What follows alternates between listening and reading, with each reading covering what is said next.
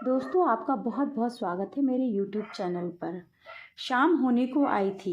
घर और बच्चों के लिए कुछ जरूरी सामान खरीदकर मोना तेज कदमों से घर जा रही थी। तभी पीछे से किसी की आवाज़ आई।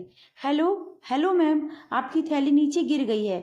मोना जैसे ही पीछे मुड़ी, उस शख्स को देखकर अचंभित रह गई। उसे ऐसा लगा मानो उस कड़कती ठंड में किसी ने एक बाल्टी ठंडा पानी उसके सिर पर डाल दिया हो। पूरे बदन में कपकपी फैल गई, होंठ सूखने लगे, आंखों के सामने अंधेरा छाने लगा और वो बेहोश हो गई। कुछ देर बाद आंखें खुली तो हड़बड़ाकर उठी। देखा तो अपने बिस्तर पर लेटी हुई है और उसके पास मनोज और उसके दोनों बच्चे बैठे हुए हैं। दीदी, अब तुम्हारी तबीयत कैसी है? तुम्हारा बीपी लो हो गया था। कितनी बार कहा है कि अपने शरीर पर ध्यान दो, लेकिन तुम्हें तो मेरी बात समझ ही नहीं आती। डॉक्टर ने कुछ दवाइयाँ लिखी हैं, मैं लेकर आता हूँ। इतना कहकर मनोज वहां से चला गया। मम्मा, आपको क्या हो गया था? कुछ नहीं बच्चे, आशु को गोद में उठाते हुए मोना ने कहा। लेकिन अभी भी वो शख्स उसकी आंखों के आगे घूम रहा था। तभी मनोज दवाई लेकर वापस आया। दीदी, तुम किचन में क्या कर रही हो? डॉक्टर ने तुम्हें आराम करने के लिए कहा है। सब्जी रखो, मैं खाना बना लूंगा। अरे मुझे कुछ नहीं हुआ है, तू बहुत चिंता करता है। मैं ठीक हूँ। लेकिन थोड़ी सकुचाते हुए मोना ने पूछा, मुझे घर कौन ले आया? मुझे किसी ने फ़ोन किया तुम्हारे मोबाइल से, तो मैं वहां आया और देखा विमला चाची और रमा चाची तुम्हें पकड़े हुए ले आ रहे थे। ये कहो कि मैं पास ही बंटी के घर ट्यूशन ले रहा था। पता नहीं किस शख्स ने फ़ोन किया था मेरे आने से पहले। शायद वो चला गया था। अब हर समय मोना की आंखों के सामने उसी शख्स का चेहरा घूम रहा था। दूसरे दिन मोना अपने बैग में लंच बॉक्स रख रही थी। तभी उसकी नज़र रवि की तस्वीर पर पड़ी, जो उसने पर्स में रखी थी। रवि की तस्वीर देख अतीत में खो गई। तभी मनोज ने कहा, दीदी मैं स्कूल के लिए निकल रहा हूँ। मोना सकपकाकर उठ गई। हाँ हाँ ठीक है। दोनों बच्चे उसी स्कूल में पढ़ते थे जिस स्कूल में मनोज टीचर था। मोना भी तैयार होकर दफ्तर के लिए निकल गई। रास्ते भर उस शख्स का इंतजार कर रही थी। फिर सोचा, ये कैसे हो सकता है? शायद मेरा वहम हो। यही सोचते सोचते ऑफिस पहुंच गई। शाम को काम से निकलने में थोड़ी देर हो गई। अंधेरा भी हो गया था। मोना घर के लिए निकल पड़ी। तभी उसे याद आया कि आशु ने कलर पेंसिल लाने के लिए कहा था। रास्ते में ही एक स्टेशनरी की दुकान पड़ती है, वहीं से ले लूंगी, ये सोच मोना चलने लगी। दुकान पास ही थी, अब वो भी बंद होने जा रही थी। तभी मोना ने कहा, भैया एक कलर पेंसिल का पैकेट और 2 नोटबुक दे दीजिए। और तभी एक शख्स मोना की बात काटते हुए बोल पड़ा, भैया मुझे 4 नोटबुक, मार्कर और 2 ग्रीटिंग कार्ड्स दे दो। इतना कहकर मोना की तरफ मुड़ा। अरे आप तो वही हैं जो कल मिली थी। अब कैसी हैं आप? कल आप मुझे देखकर बेहोश हो गई थी। क्या हो गया था आपको? मोना कुछ नहीं बोल पाई, बस एकटक देखती रही। तभी दुकानदार ने कहा, बहन जी, ये रहा आपका सामान और ये आपका भाई साहब। मोना ने पैसे दिए और दुकान से बाहर निकल गई। सुनिए, मेरा नाम साहिल है। और आपका? नाम सुनकर मोना के कदम रुक गए और कुछ देर साहिल की तरफ देख वापस जाने लगी। घर पहुंचकर खाना बनाकर खिलाया और बच्चों को सुलाने के बाद गहरी सोच में डूब गई। क्या ऐसा हो सकता है? बिल्कुल रवि की छवि, वैसे ही मुस्कान, वैसे ही चुलबुलापन, वही बोलने का ढंग। क्या वो मेरे लिए वापस आया है? इतना सोचते ही चेहरे पर एक मुस्कान फैलते ही सिमट गई। लेकिन उसने तो मुझे पहचाना ही नहीं। आंखों से आंसू की बरसात होने लगी। दिल में बिछोह का असहनीय दर्द उठा। कहीं दूर कहीं से गाने की आवाज आ रही थी, तेरे बिना जिया जाए ना, बिन तेरे तेरे बिन, साजना सांस में सांस आए ना। मोना का रोम रोम रो रहा था।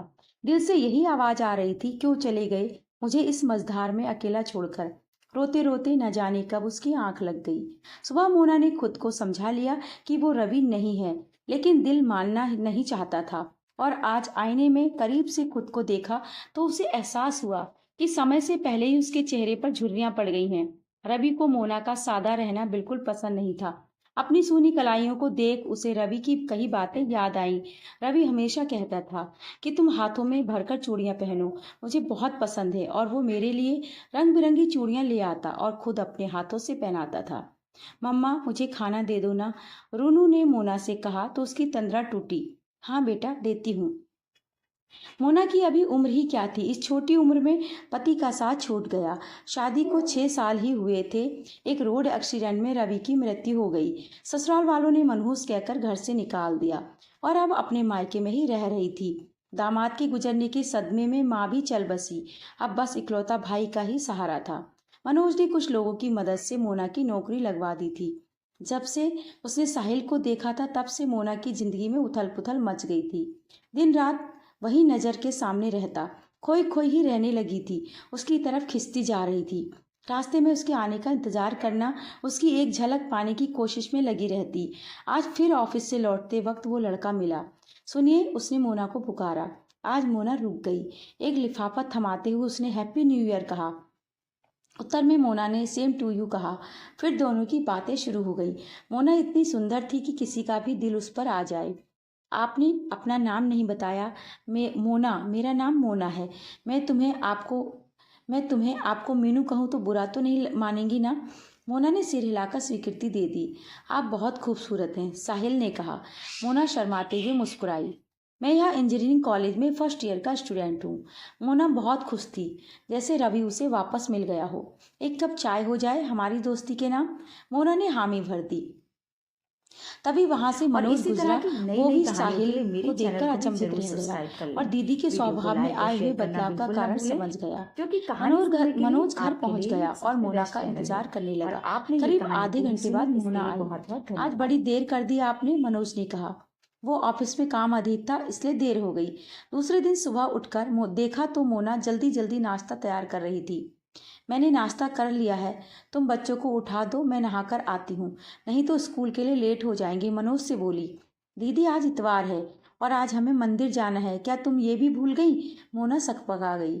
अरे आज रविवार है, मैं तो भूल ही गई थी, लेकिन मंदिर क्यों जाना है? तुमने कोई पूजा रखी है क्या? दीदी आज जीजा जी की बरसी है, ये बात तुम कैसे भूल सकती हो?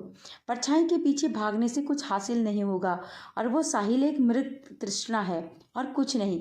वो दोस्त बन सकता है, हम सफ़र नहीं। दीदी तुम्हारे और साहिल की उम्र में काफ़ी अंतर है। वो अभी इस लायक नहीं है जो इस रिश्ते को संभाल सके। तुम्हारी तरफ उसका खिंचाव सिर्फ आकर्षण है और कुछ नहीं। अगर कोई और अभी आगे बढ़कर तुम्हारा हाथ मांगे और इस रिश्ते को समझे, बच्चों की जिम्मेदारी ले सके, तो मैं खुशी खुशी तुम्हारा साथ दूंगा। यह सब सुनकर मोना जैसे चिर निद्रा से उठ गई और आज उसे अपने आप से घृणा हो रही थी। आज रवि की वर्षी थी और मुझे याद नहीं रहा। मैंने रवि का दिल दुखाया है, वो मुझे कभी माफ़ नहीं करेंगे। मुझे माफ़ कर दो मनोज, मैं भटक गई थी, परछाई के पीछे भाग रही थी। इतना कहकर रवि की तस्वीर के सामने चीख चीख कर रोने लगी। बच्चे रोने की आवाज सुनकर उठ गए और वो भी रोने लगे। मनोज ने मोना को संभालते हुए कहा, दीदी शायद तुम्हारी जगह कोई और होता तो वो भी यही करता। तुम्हारी इसमें कोई गलती नहीं है। साहिल जीजा जी की परछाई है, सिर्फ परछाई। परछाई के पीछे भागने से कुछ हासिल नहीं होगा। संभालो अपने आप को। तुम्हारी प्राथमिकता बच्चे होने चाहिए, उनके भविष्य पर ध्यान दो। जीजा जी भी यही चाहते होंगे। दूसरे दिन एक नई मोना नजर आई जो अपनी जिम्मेदारी को समझते हुए नए साल में एक नए जीवन की शुरुआत करने जा रही थी और फिर उस डगर कभी नहीं गई जो उसे उसके फर्ज से विमुख कर दे। दोस्तों, ये थी आज की कहानी। आपको कैसी लगी कमेंट करके मुझे ज़रूर बताइएगा। नई नई कहानियों के लिए मेरे चैनल को भी सब्सक्राइब कर लीजिए। वीडियो को लाइक और शेयर भी जरूर कीजिएगा। कहानी सुनने के लिए आपका बहुत बहुत धन्यवाद।